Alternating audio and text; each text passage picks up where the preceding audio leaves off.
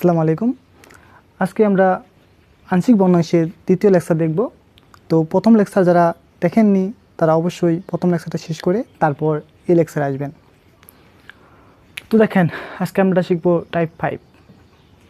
এর আগে আমরা যে 4টা টাইপ শিখছিলাম ওই 4টা টাইপ ছিল প্রকৃত ভগ্নাংশের ক্ষেত্রে, আর এখন আমরা শিখব অপ্রকৃত ভগ্নাংশের ক্ষেত্রে।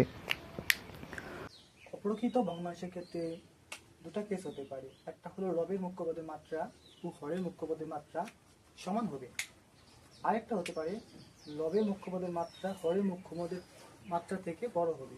তো আমরা এখন কেস 1-এ শিখব লবের মুখ্য পদের মাত্রা ও হরের মুখ্য পদের মাত্রা সমান, এবং সম্পূর্ণ আংশিক ভগ্নাংশ শেষ করার পর কেস 2টা আমরা শিখব, কারণ ওটা এসএসসির জন্য এতটা গুরুত্বপূর্ণ না।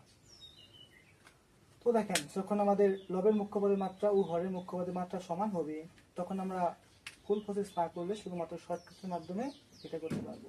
তো এখান থেকে শর্টকাটটা দেওয়া আছে, আমরা শর্টকাটটা অ্যাপ্লাই করবো। লবের মুখ্য পদ উপরে রাখবো ডিভাইডেড বাই হরের মুখ্য পদ। তো দেখেন আমরা এটা দিয়ে সলভ করি। তো মনে করেন এরকম একটা ম্যাথ আপনাদের এখানে পরীক্ষায় আসছে, x - 1 x - 2 x - 3 x - 4। তো এটাকে আমরা আংশিক ভগ্নাংশে যদি প্রকাশ করতে চাই, তো দেখেন উপরে মুখ্য পদের এখানে পাওয়ার 1 এখানে পাওয়ার 1, তার সহগ এখানে 1 এখানে 1, তাহলে মুখ্য পদ হবে কি? লবের মুখ্য পদ হবে x + 1 তাহলে x² আর সহগ কি হয়? গুণ হয়। তো এখানে সহগ নাই, সুতরাং এটা কি x² থাকবে। তো হরের মুখ্য পদ কত? এখানে দেখেন 1 এখানে দেখেন 1, তো এখানে মাত্রা কত হবে? 1 + 1, আর এখানে কিছু নাই, এখানে কিছু নাই, মানে কি এখানে একটা 1 আসবে, তো 1 লেখা দরকার নাই। তো এটা আলটিমেটলি কাটতে থাকে কত? 1। আমরা 1টা এখানে শুরুতে লিখব।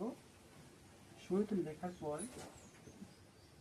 এই দুটো ঘরের জন্য আমরা সেই আগের মতো এটা করে দিব, প্রকৃত ভগ্নাংশের মতো।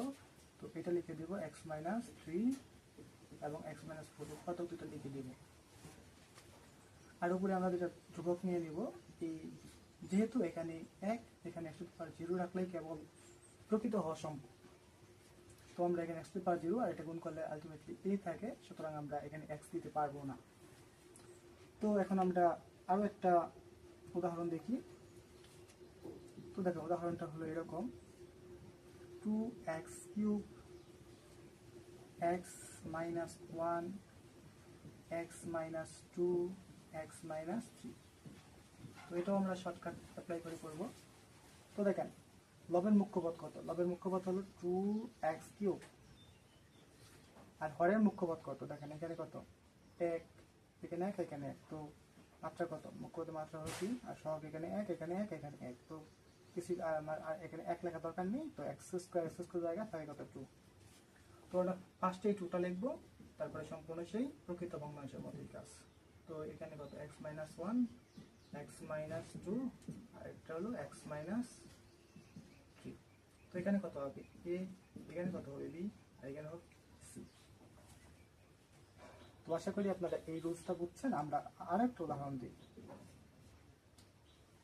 6x² উপরে থাকবে আর নিচে থাকবে x 2x - 1 আর এই 3x - 2। তো এটা যদি হয় তাহলে আমরা কি লিখব? তো দেখেন উপরে মুখ্য পদ কত? 6x² আর লবে তো x এর মাত্রা 1 x এর মাত্রা 1 x² আর 2 আর 3 গুণ করলে হয় 6। তো 6x² জায়গা, তো এখানে হবে 1, তারপরে বাকি দুটো ওই আগের মতো।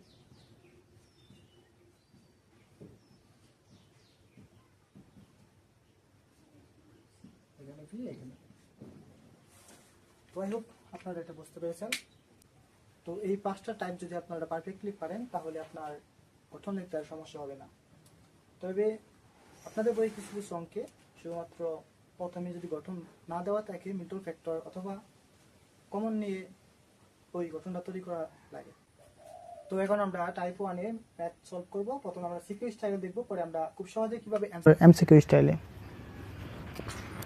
তো দেখেন এখানে লবের মুখ্য পদের মাত্রা 1 আর হরের মুখ্য পদের মাত্রা হলো 1 আর 1, তো 2 হয়। তো এটা একটা প্রকৃত ভগ্নাংশ। আর প্রকৃত ভগ্নাংশের গঠন আমরা কীভাবে লিখি? এক্স এইভাবে লিখে ফেলি।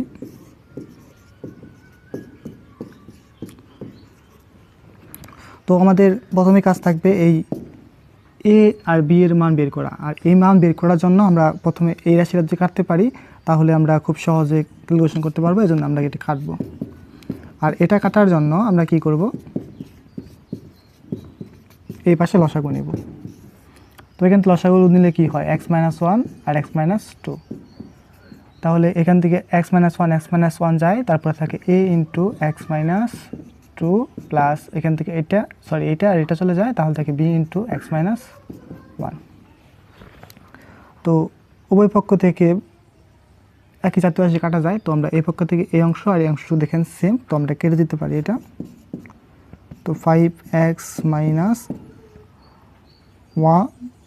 7 হবে ax-2 প্লাস bx-1।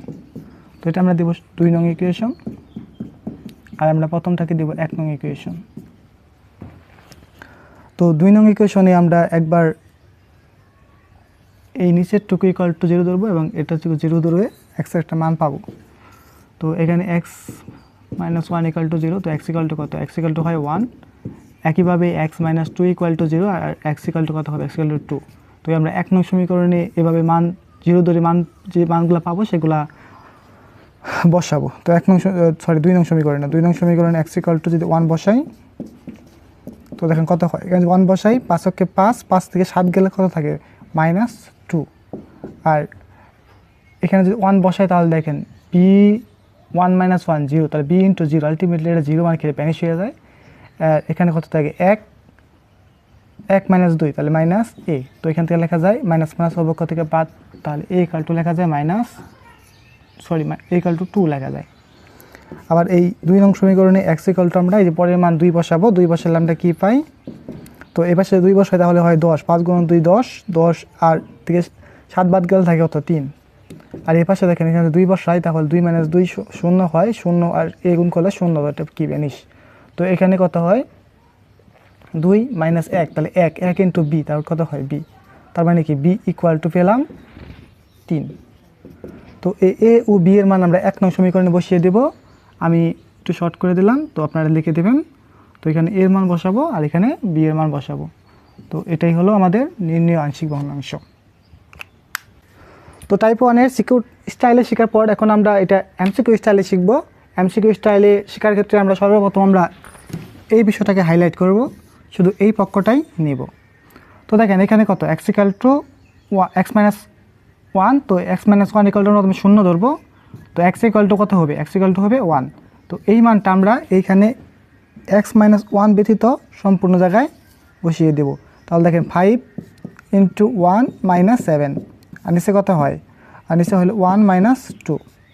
তো এখানে থাকে কত, -2, আর নিচে থাকে 2 থেকে 1 দিলে -1। তো এটাই হলো আমাদের কাঙ্ক্ষিত a এর মান। তো a ইকুয়াল টু কত, 2। আমরা কিন্তু সিকিউতেই 2 পেয়েছিলাম। তো একইভাবে আমরা আবারও এই পক্ষ নিয়ে কাজ করব। এখানে কত, x-2 ইকুয়াল টু 0 ধরবো। তো এখান থেকে লেখা যায় x ইকুয়াল টু 2। এই 2টা আমরা শুধুমাত্র এই সমীকরণ বাদে আর বাকি এই অংশটুকু, এই উৎপাদক বাদে আর এই অংশটুকু বসিয়ে দেব। তো 5 গুণন এই দুইটা বসাবো, 2 - 7, আর এখানে হলো এটা তো বাদ দেব, তো 2 - 1। তো 5 দুগুণে 10, 10 থেকে 7 বাদ, আর এখানে হলো 2, এখানে হলো 1, তো থাকে 3। তো এটাই কি, বি এর মান। তো এখান থেকে আমরা বি এর মানটা পেয়ে যাবো, এই মানটা বসালে আর এখান থেকে এর মানটা পেয়ে যাবো। তো এটাই কি এমসিকিউর ক্ষেত্রে আমরা খুব সহজে বের করতে পারবো। তো পরে এই মানটা এখানে বসিয়ে দিলেই হয়ে যাবে উত্তরটা আর কি। তো এভাবে খুব সহজেই এমসিকিউটা সলভ করা যায়। তো টাইপ 1 আপনাদের ডাইরেক্টলি এরকম গঠন না দিয়ে এরকম থাকতে পারে। তো আমরা দেখেন এটা আমরা গঠনটা শুধু লিখে দিই, বাকিটুকু আপনারা পারবেন ইনশাআল্লাহ। তো দেখেন এখানে কিন্তু এটা দেওয়া নাই, এটা কি ডাইরেক্টলি দেওয়া নাই। তো এটা আমরা প্রথমে লিখে করে নেবেন, x² - 4x - 3x + 12। তো মিডল ফ্যাক্টর করলে আশা করি আপনারা পারেন, যেহেতু রিভিউ ক্লাস আমি বিস্তারিত বলতেছি না। তো এখান থেকে কত কমন নেওয়া যায়, x - 4, -3 কমন নিলে পরে x - 4। তো এখান থেকে x + 2, আর এখান থেকে x - 4 কমন নিলে এক্স মাইনাস থ্রি। তো এই গঠন থেকে আপনারা ওই গঠন লিখতে পারবেন, প্রথম টাইপের মতোই লিখে আগের মতো সলভ করে ফেলবেন। আর আমাদের লব নিয়ে কোনো কাজ করার কোনো কারণ এই লব নিয়ে কোনো কাজ করা উচিত না। তো কি আসলে এখানে যে লবটা থাকবে ওই লবটা আমরা কোনো কাজ করব না, শুধুমাত্র হরের দিকে। তো দেখেন এই ম্যাথটাও কিন্তু টাইপ 1 এর অন্তর্গত, কিন্তু এখানে কি আছে x cube x square x. তো এখানে মিডল ফ্যাক্টর করা যেতেছে না, কিছু করা যেতেছে না। আমরা কি করতে পারি, এক্স যদি কমন নিই, এক্স কমন নেই, তাহলে কি হয় x square plus x minus six. তো দেখেন এখানে ইজিলি একটা মিডল ফ্যাক্টরের সূত্র বলতেছে। তো আমরা এখানে মিডল ফ্যাক্টরটা করব। তো আমরা এখানে যেহেতু এক্স স্কোয়ার আর এখানে হলো এক্স, তো x square minus plus three x minus two x minus six, এবার মিডল করতে হয় x square plus x plus one.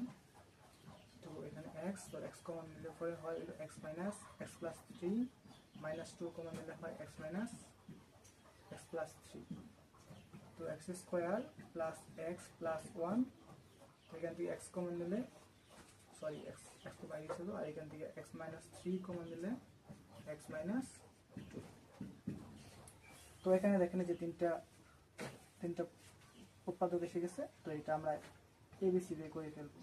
যে এ প্রথম উৎপাদক প্লাস বি দ্বিতীয় উৎপাদক প্লাস সি তৃতীয় উৎপাদক।